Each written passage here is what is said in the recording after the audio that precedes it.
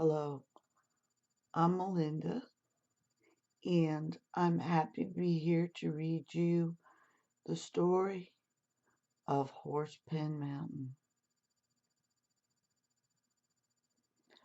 Horsepen Mountain has many unhappy ghosts, dark secrets, and good soil on the steep slopes. The road going through the area is so winding, folks say, you meet yourself coming and going. It is a treacherous place to walk or drive, even in good weather.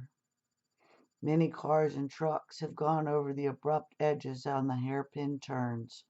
The state does not waste any money on guardrails on that stretch of Route 52.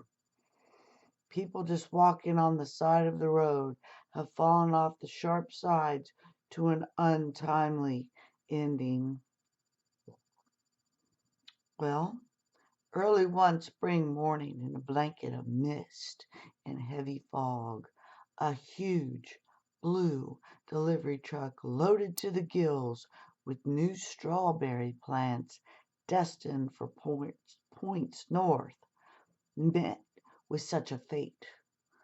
On the fourth curve, the one right near the top, the truck toppled over straight down the sheer vertical cliff, and it crashed on the rocks, spilling its entire load of strawberry plants all along the hillside with all that good soil.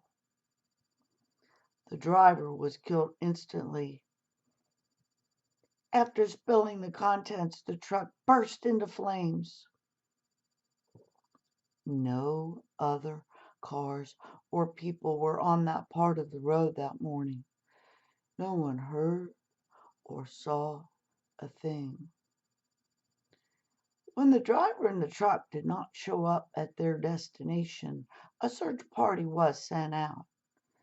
The mist and fog on that early spring morning of the accident brought out all the small trees into bloom, and leaves popped out all over. The wreck could not be seen from the road above. No remains were ever found at the bottom of that hill. A few days later, Joanna was out on her morning hike to gather some fiddleheads for the stew pot. Her family was suffering awful hardship since the cave-in at the Macbeth coal mine. Those local folks did what they could to get by, and foraging in the hills for food and medicine was one of them.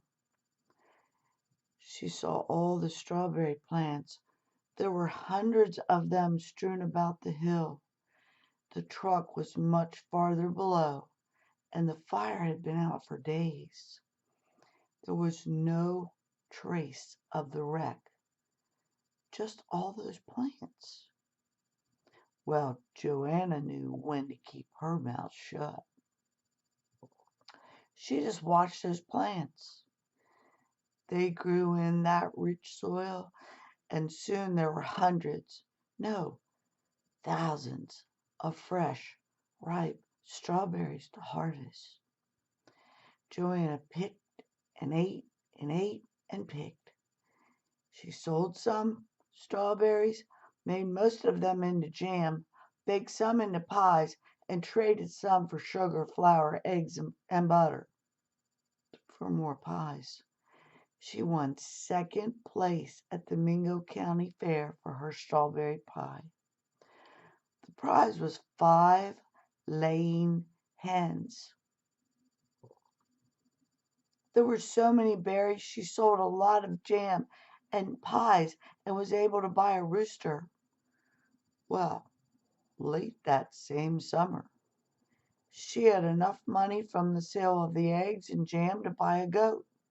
So now she had jam, eggs, goat milk, and goat cheese. She was able to make more money and even get herself a new pair of shoes and a warm coat for the winter. She had not got new shoes or a nice wool coat in years. She never told anyone where the berries came from and made darn straight sure no one ever followed her to the steep, secret strawberry slope.